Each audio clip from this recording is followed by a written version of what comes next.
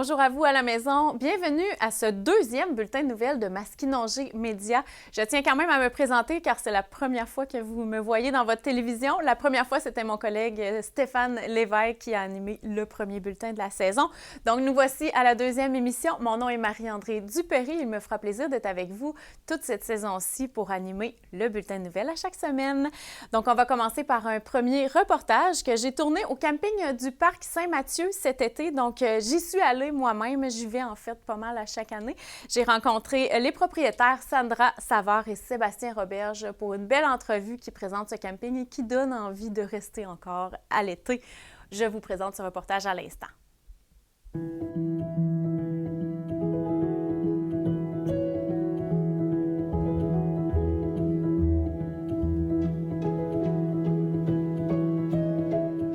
Qu'est-ce qui vous passionne dans le camping? Parce que vous êtes propriétaire ici depuis combien d'années? Depuis 2020, en fait, mais nous, on a toujours fait du camping, puis on a toujours rêvé d'acheter un camping. Fait qu'en 2020, bien, l'occasion s'est présentée, on a quitté nos emplois, on est déménagé, puis on a eu un coup de cœur pour le camping du parc. Pourquoi ici, dans Masquinongé?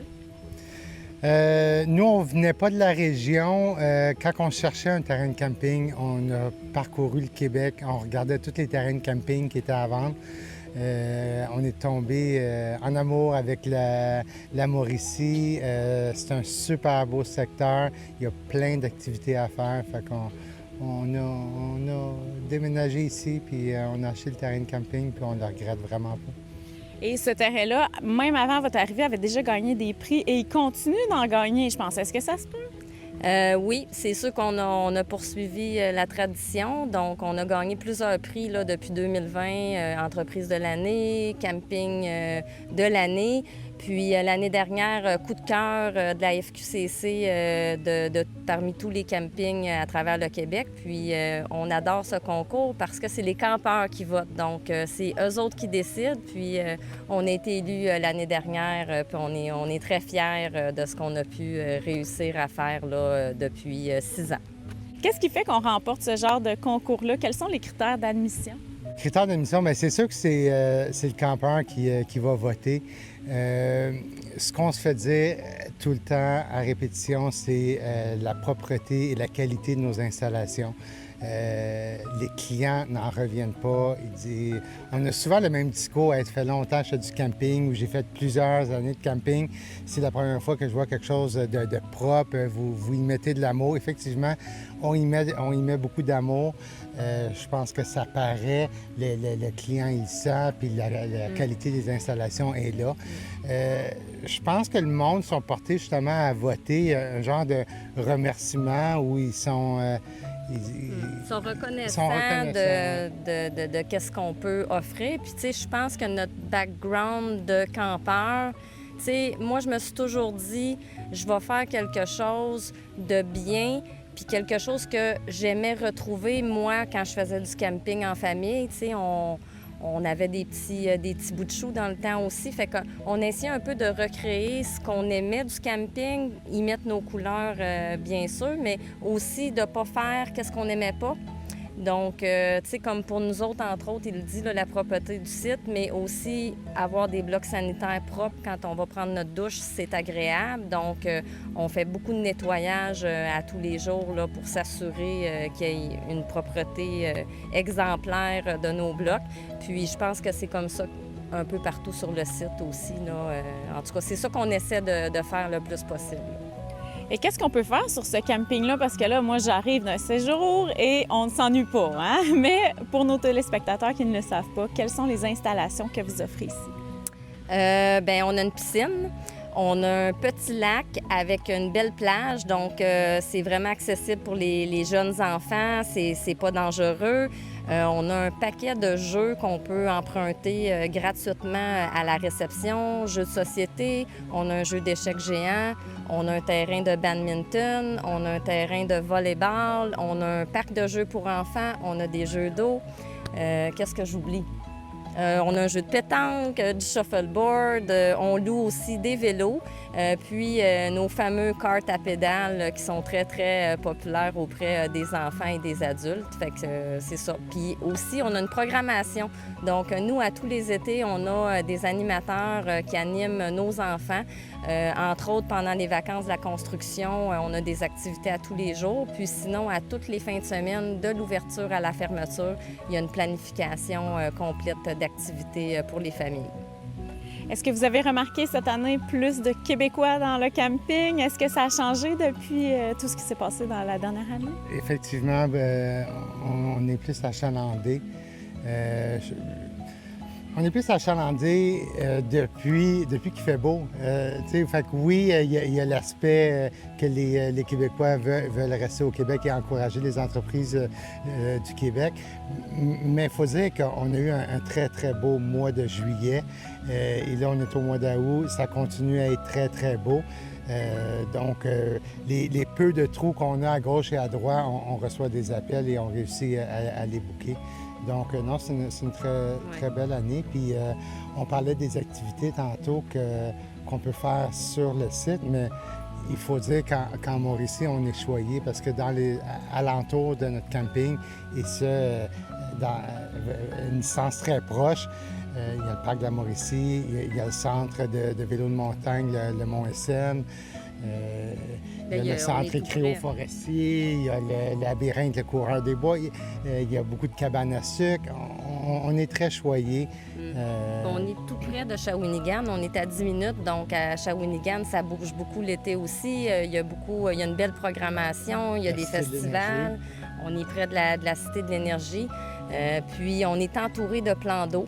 Donc, c'est vraiment le fun, autant pour les gens qui aiment faire du kayak, du paddleboard, que les cyclistes en vélo de montagne ou du vélo de route aussi, parce qu'on est tout près des pistes cyclables. Fait que c'est vraiment un bon spot, parce que autant, si tu veux rester au camping, tu t'ennuieras pas, comme tu as dit tout à l'heure, mais si tu veux sortir puis explorer la région, il y a plein de choses à faire également. J'imagine qu'on accepte à peu près n'importe quel genre d'installation sur vos terrains? Oui, effectivement. Nous, dans le fond, on a du sans-service et on a du 3-services. Donc, autant on a des super beaux sites boisés pour les familles ou les campeurs qui ont le goût de venir camper en tente, autant on a des grands terrains pour les motorisés, les grosses roulottes. Donc, on a 2 sections bien distinctes au camping là, qui peut accueillir autant des gros équipements que des petits équipements. Puis aussi, on a 7 prêts à camper. Donc, les gens qui ont le goût de venir vivre une expérience de camping, mais qui ne sont pas équipés. On a 7 beaux prêts à camper, tout équipés. Donc, vous pouvez aller tout voir ça, nos belles photos de notre site sur notre site Internet au www.campingduparc.ca.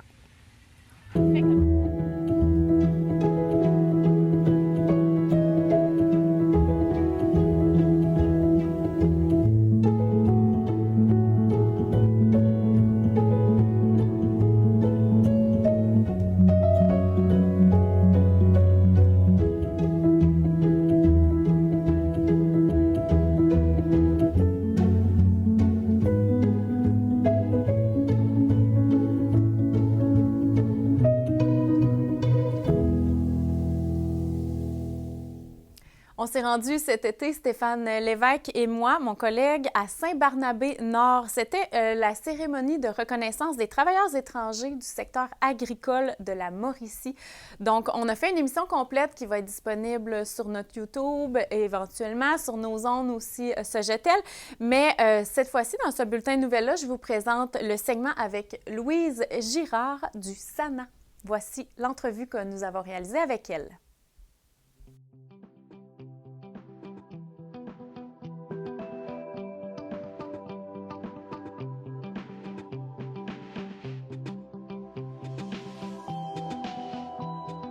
Ici Stéphane Lévesque en compagnie de Louise Girard. Louise du SANA de la MRC Masquinongé. Oui. On est où en ce moment? On est à la ferme Gémini pour notre notre deuxième édition de notre gala reconnaissance pour les travailleurs étrangers du secteur agricole de la Mauricie. Donc, on a invité les fermes, les propriétaires d'exploitation agricole qui accueillent des travailleurs étrangers à venir, dans le fond, souligner le travail de ces travailleurs-là. Oui, bien c'est ça. Ces travailleurs-là travaillent beaucoup dans l'ombre, hein? Puis on s'est donné un moment pour justement les remercier de tout le travail qu'ils font. Hein? Ils font des grosses heures de travail, puis il y a beaucoup d'entreprises agricoles qui ne réussiraient pas sans eux.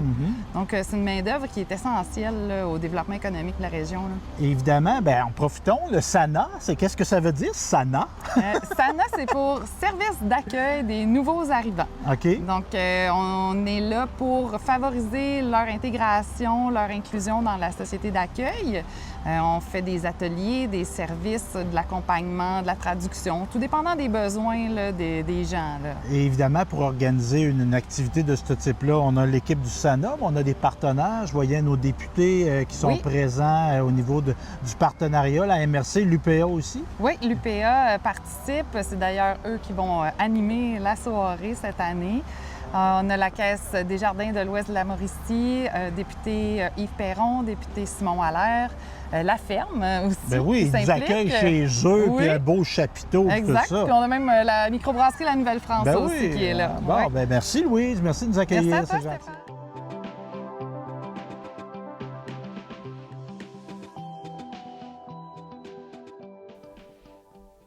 On a également réalisé une belle grande entrevue avec Raymonde Loyer du Symposium de peinture de Louisville. Donc, on a fait le tour des exposants locaux dans le coin de Masquinongé. Et voici notre entrevue avec la présidente de cette activité de Louisville, Art et Culture OBSL. Voici l'entrevue de Stéphane Lévesque.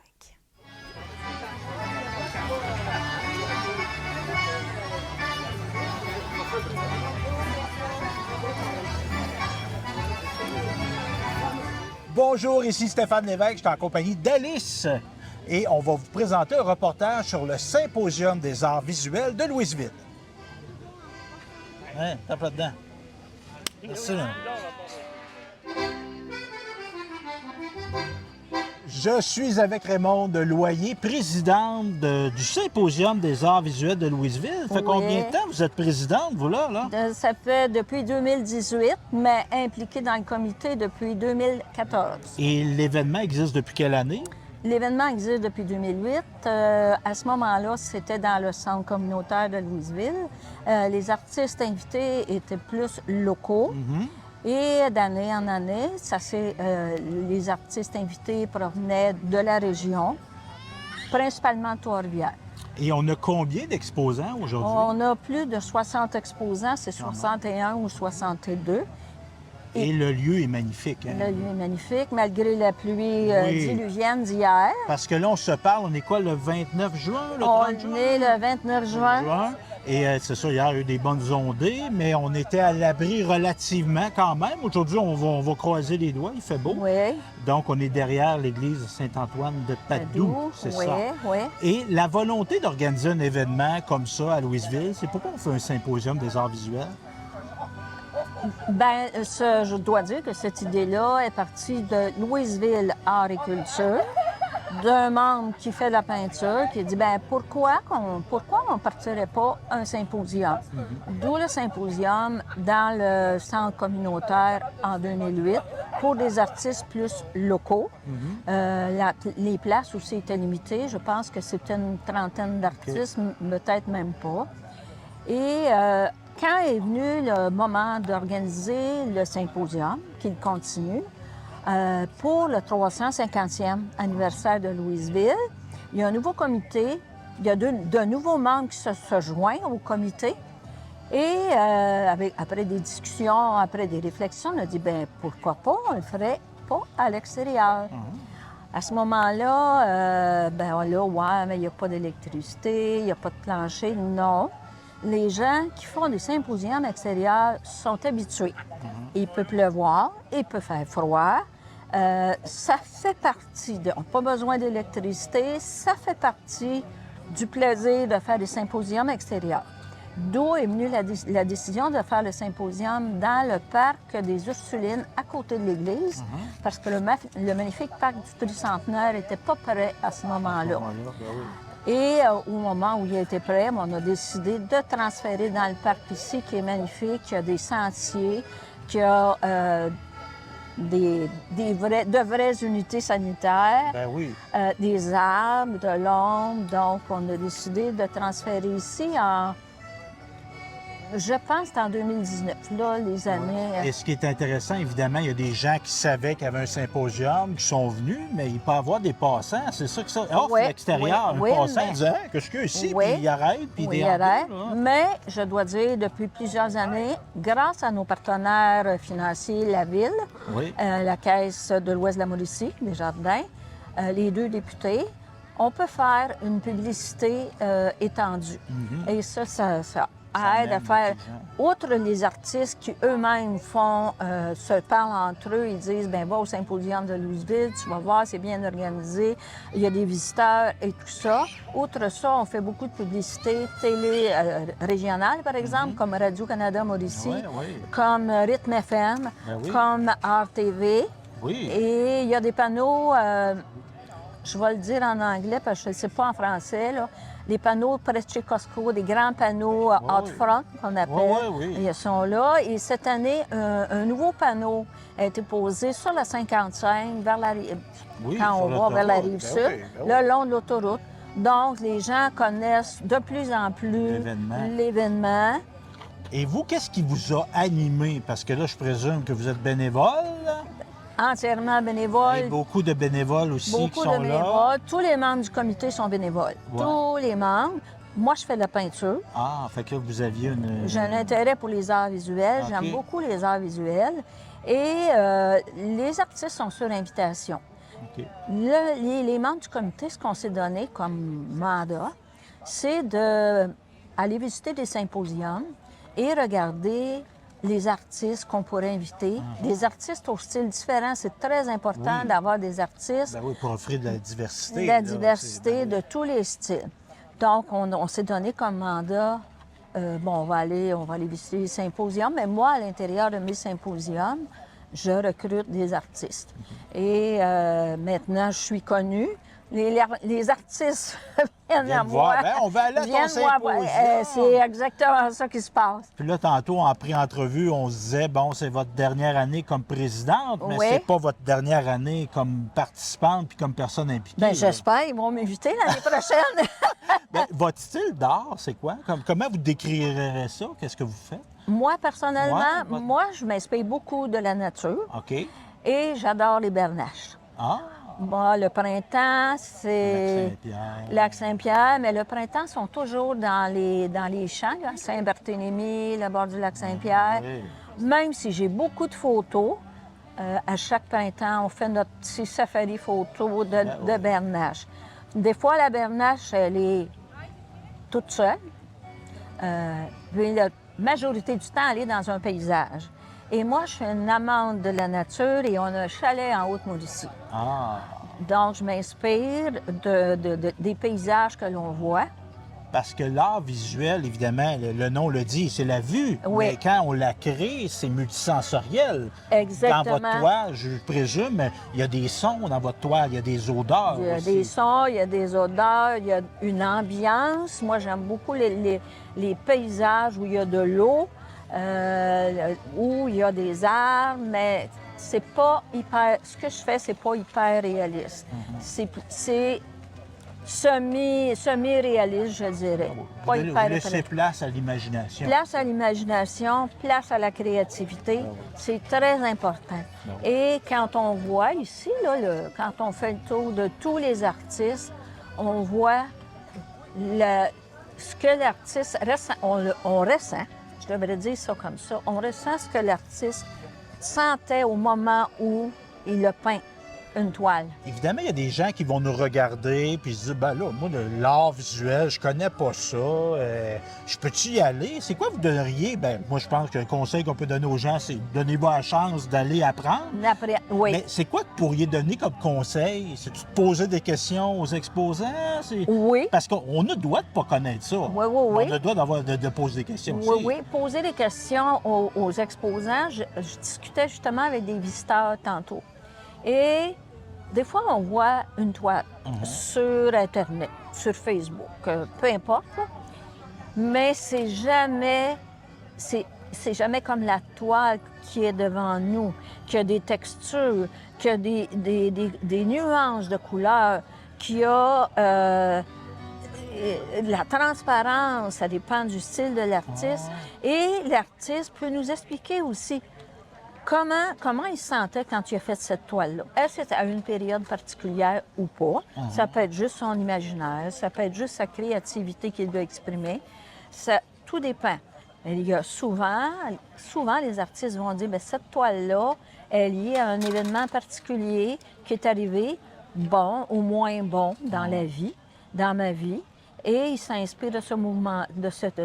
Mais le principal conseil pour débuter en peinture, achetez-vous un petit ensemble, barbouillez chez vous, faites des dessins, faites des croquis quand vous allez en voyage. Ça ne veut pas dire de reproduire exactement, mais ça peut... Ensuite, suivez un cours pour débutants, pour vous inspirer. Bon, quel médium vous allez aimer mieux? L'aquarelle, l'huile, l'acrylique, les médiums mixtes. Allez suivre pour avoir une base. Ensuite, bien, lancez-vous. Puis vous, l'art, là, c'est comment vous vous sentez, vous, quand vous créez? Puis qu'est-ce que ça vous a apporté dans votre vie de créer, d'être une peintre? C'est une méthode De méditation? méditative aussi, oui. excusez. Méditative. C'est de s'exprimer avec le bout du pinceau aussi. C'est de se remémorer des moments agréables, vécus. Comme je dis, moi, j'aime beaucoup la nature, vécu en Fait que nature. revivre le moment en forêt. Revivre le moment en forêt. Et les bernaches, j'adore les voir vivre en communauté. Ils sont un exemple pour nous autres.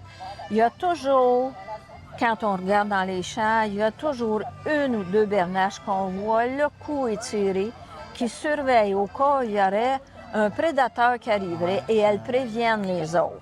Ça pourrait nous donner des leçons. Ça pourrait nous... Oui, et quand on les regarde en vol, quand elles font leur grand V, on regarde, il y a toujours, à une période donnée, il y a toujours une qui était à la fin, qui vient remplacer la première. Et elle vole en V pour justement avoir plus d'énergie pour se rendre où elle veut se rendre, soit au nord, habituellement c'est dans la baie du Son, ou dans le sud quand elles s'en vont vers le sud. Puis ça, je trouve que c'est une belle leçon. Tu sais, la vie, c'est un relais. Hein? C'est un relais. Vous avez amené le symposium avec votre équipe à un endroit. Oui. Puis là, il y a des gens qui vont l'amener, ils vont continuer de le faire progresser. Ils vont continuer de le faire progresser. Comme notre V de Bernache, ça va continuer. Exactement. Ils vont continuer. Il y a des bases solides qui sont établies. Donc, moi, je suis fière de partir qu'il y a des bases solides, mais il y a toujours matière à amélioration. Il y a toujours matière... D'autres idées vont arriver et d'autres personnes vont arriver d'autres idées justement pour encore l'améliorer, avoir des choses nouvelles. C'est ce qui est important aussi dans la progression. Puis si les gens voudraient en apprendre davantage, il y a une page web, il y a un site web, Il y a un une site page web. Facebook aussi. Oui. Symposium des arts visuels de Louisville. Symposiumlouisville.com. Bon, facile à retenir, ça là. Et Facebook, la même chose, Symposium Louisville. Et c'est toujours à peu près au même moment de l'année, fin juin? C'est toujours la date la plus près de la Confédération OK. pour Se coller? non, c'est parce qu'il y a plusieurs symposiums dans la région. Ah oui. Et pour permettre, entre autres, à ceux qui sont membres de l'Association du Centre de la Mauricie ou autres artistes du Centre de la Mauricie, de pouvoir participer, s'ils le veulent, à tous les symposiums Ben qui oui. existent dans la région. Pour Donc, pas se battre entre nous autres. justement ça. Donc, on s'est organisé pour ne pas être en même temps que celui de l'Association des artistes de peintre du Centre de la Mauricie et du Centre du Québec, pour ne pas être en même temps que Saint-Narcisse, pour ne pas être en même temps que Champlain dans la région. Yamachiche, eux, sont plus tard que nous. Puis, donc, la date qui entrait le mieux, après avoir discuté avec ces autres associations-là, on s'est concerté exactement pour donner le plus de chances à nos artistes régionaux, locaux, de pouvoir participer à tous ces symposiums. Bien, merci, Mme Noyer, bien gentille. Ça me fait plaisir. Au plaisir. Vous êtes bien gentils. Ben, merci. Merci.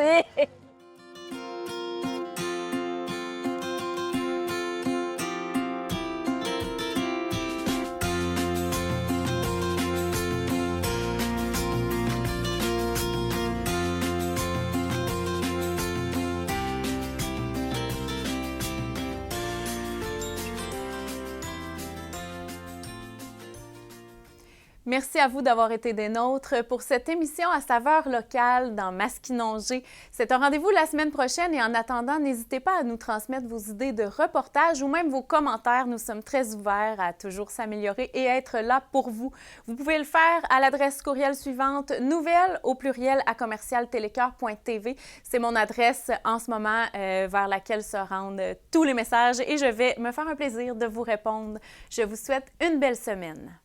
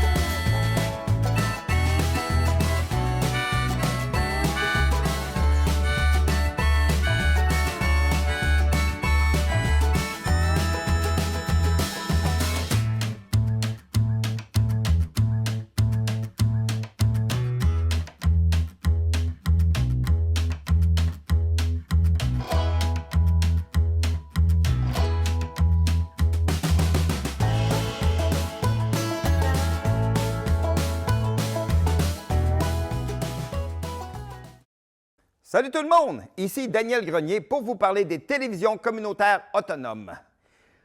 Et si ce médium n'était pas là, voici à quoi ressemblerait mon message. Oui, c'est triste, un plan noir. Ça aurait pu être beaucoup plus triste si j'avais rajouté cette petite chanson triste sur le plan noir. Mais bon, là n'est pas le point. Diversité de contenu, gestion indépendante locale, sans oublier une participation active à la communauté. Et j'en passe. Et j'en passe beaucoup à part de ça, car la TCA, c'est beaucoup plus que ça. Ah oui, la TCA, c'est nous. Hey, ça ferait un bon slogan, ça. Plus que la TCA, qu'est-ce que c'est ça? Ben oui, ça serait meilleur que ça. En tout cas, la TCA est un incubateur de talent, là où la créativité est célébrée. Ensemble, encourageons les télévisions communautaires autonomes. Salut! Toi qui écoutais ce